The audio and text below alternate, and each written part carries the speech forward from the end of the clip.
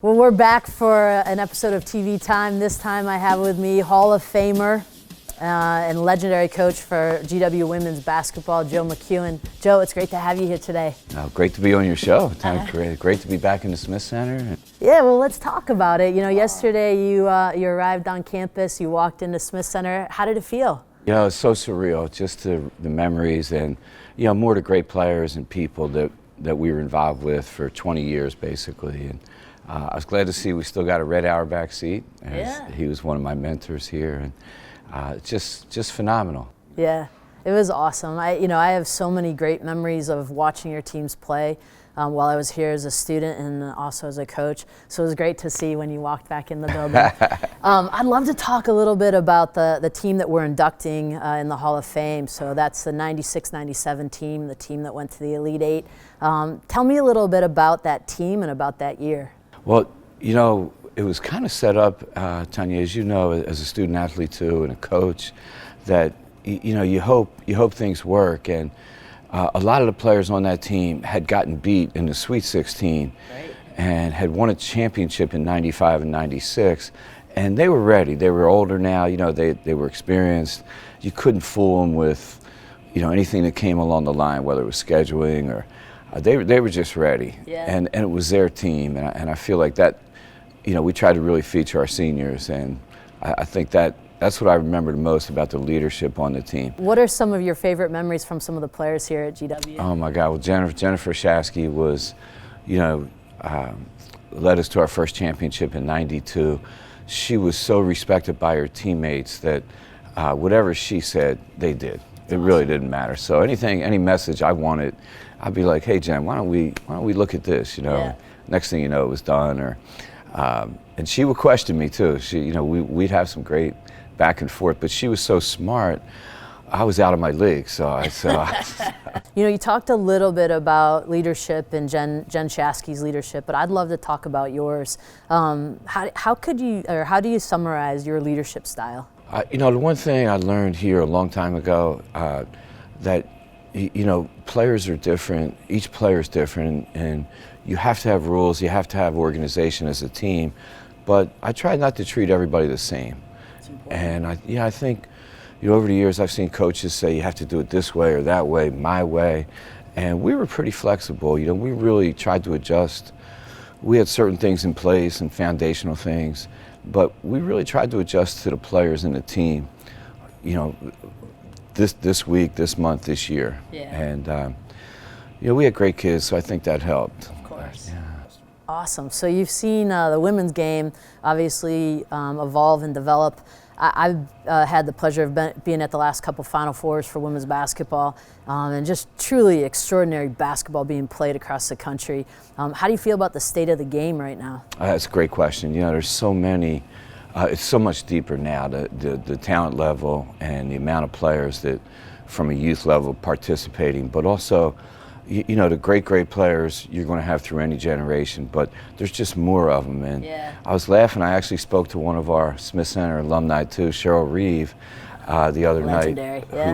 who is coaching the USA team right now, the Olympic team, and she was our assistant here in the early 90s, and we were laughing. She said, you know, being in it, she won 3 WNBA championships, right. And she's like, I treat them the same way I treated Debbie Henry and Darlene Saar at GW, you know. And great. So I think you're seeing there's a lot of great players, but they want to be coached. Yep. And, you know, you have a great coach here in Jen too that, you know, I think has that ideals that are, but our game is in a great place. I love to hear that. Yeah, and I saw, you know, it was a great run for the Mystics to win a championship. And well, you know, we're now the District of Champions. Oh my right? God. That's what DC stands for. Yeah, my daughters were up late watching all the Nats games, and like, I gotta work, you know. Yeah, But well, yeah, what an incredible time to be here too. I love it. If you walk into Smith Center and you see all the banners that you earned here, you probably laid the foundation to be the District of Champions. So I appreciate that. Yeah, I appreciate that too. I'd love to talk about your family. Oh, thanks. Yeah. Because thanks, I yeah. I watched your kids growing up in this building. I used to watch Megan in her cheerleading outfit, Joey run around the gym. So share with our audience what GW means to your family. Well, ironically, all three of my children were born at GW Hospital right here, and it was on the other side of the street at the time. Sure was. And, I remember trying to, just incredible how quickly they grow up. And, you know, Megan was a cheerleader, you know, in the 90s with our kids, and we had, you know, a great cheerleading group and spirit group. And then Joey, he thought this was home, and you know, he'd just run around the building, run up top. He would pick his own seats and just sit, and then he'd move. He probably sat in every seat in the building.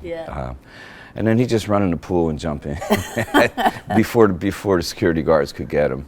So this was like his playground, you know. I love that. And you know, he suffers from autism, and you know, Northwestern, as he got to high school, you know, he still has some challenges, but you know, he's doing really well. This was a great place for him, in that our administration and Dr. Trachtenberg, you know, did everything they could to try to, you know, help the things that we were doing. We were trying to lobby Congress, raise money, talk to people. So, you know, it was a special time. It was a difficult time, but you know, we always appreciate the support we got at GW. Yeah, I love that. And my little one, she's a senior in high school, it's so unbelievable. We're looking at colleges, and like, wow, how did this happen? Yeah, I love it. You know, we have a phrase now here at GW that says "only at GW." It's a hashtag, right? I'd love to hear from you some of your favorite "only at GW" moments. We had a lot of them. You know, I think, you know, especially we were looking at this team in '96, '97. That was going into the Hall of Fame.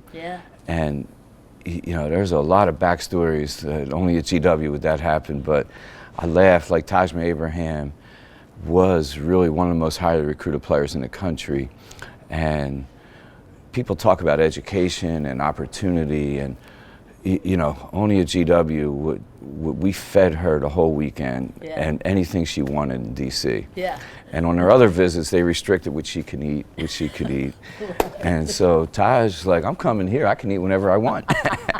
Everybody thought we got this great school, we got these great academic programs. You're in the seat of Washington. Of course. And she's like, nah, I just want to go to school here. That's so great.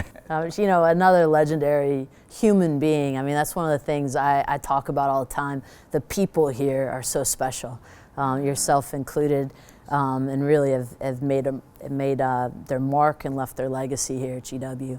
I have another question for you. Sure. When you think about Washington, D.C., is there a favorite spot that you have? Is there a memorial or a monument that you used to love to walk to? You know, we had so many great players, but I would walk down every day and just walk around the reflecting pool, you know, just to get a workout, or kind of a slow walk, you know. It wasn't. And we had this great player from Shelbyville, Tennessee, Mariah Lonergan, of course, and I started to run one day, and I don't know, I was thinking about her, and she said, Coach, we're going to get to the Final Four. And I just remember running the reflecting pool, and I got back on campus, and then her and I got in this big argument, you know. I was like, we're going to the Final Four, Mariah, you know, you're that good. And she was always, you know, like questioning everything we did. And I'm like, I'm going to send you back to Shelbyville. I said, no, don't do that, Coach. But I always remember the reflecting pool. Well, let's talk a little bit about Red. You know, you mentioned that he was a mentor to you. I heard some stories yesterday that he would be sitting in Smith Center, maybe chewing or smoking on a cigar during your practice. But what are some of your favorite memories with Red Auerbach? Wow, you know, I made him a women's basketball fan. And mostly because he was here all the time, you know, and he was looking for, which is amazing. He was still the president of the Celtics, and we had a great team in '96, '97, and a lot of those players were on the team the next year, and we added, you know, some great players, one including Elisa Aguilar that, you know, is going in the Hall of Fame from Spain. So we're playing, we get sent in the NCAA tournament to Connecticut. and we're all mad, you know. So, ironically, we beat Georgia the first game at the buzzer or overtime. Just an incredible. Georgia's really good. Yep. So we're playing UConn on a Sunday night on ESPN on national TV. It's the only game left because all the men's games were played, all the women's games. This was the game. Wow. And it's packed, sold out, and great game. And we had a great Spanish player, Noelia Gomez, too. And you know, she got a few tough calls. And yeah. Red watched the whole game, and we lost. They shot 40 free throws or something like. You know, it was, but they just kind of beat us in the last couple minutes. So, make a long story short, everybody's mad. Season's over. We get back on campus. You know, it's like 4 in. So I got a lot of things to do. I go back to our offices, to the townhouse. Yeah. And about 8:30 in the morning, I get a call on the rotary phones that nobody has anymore. And I pick it up. I'm like, who's calling me? And it was Red. And he's screaming in the phone. And I'm like, he's like, you should have got thrown out of that game. You should have got teed up. Why do you have to play the game at Connecticut? He couldn't believe that we weren't at neutral sites. You know, this is 1998 or so. And they just hung up. Yeah. I was like, all right, I'll see you later. And, you know, that's how it was. And, you know, you had those with him and Jack and Turnick. You know, you could just sit down and just talk for an hour, talk about, you know, I'd make them mad. I would say Larry Bird. I said Julius Erving was better than Larry Bird. I'd start hitting racquetball off my head, you know. It was just a special time. Yeah. And so I feel blessed that he took an interest in our sport and, you know, just really became a fan. Yeah, I love it. You know, our common purpose here at GW is that we're working to change the world one life at a time.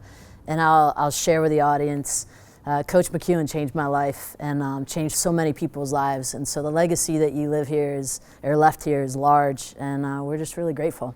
So I appreciate you taking time to talk with me today. Congratulations to you. Thanks, Joe. You're one of the top young ADs in the country now, so I think the GW community and alumni, and my wife's an alumni, and so you know, everybody's excited that you're here too. And thanks, Joe. I really great things appreciate ahead. it. Yeah. All right. Great. Thank you very much.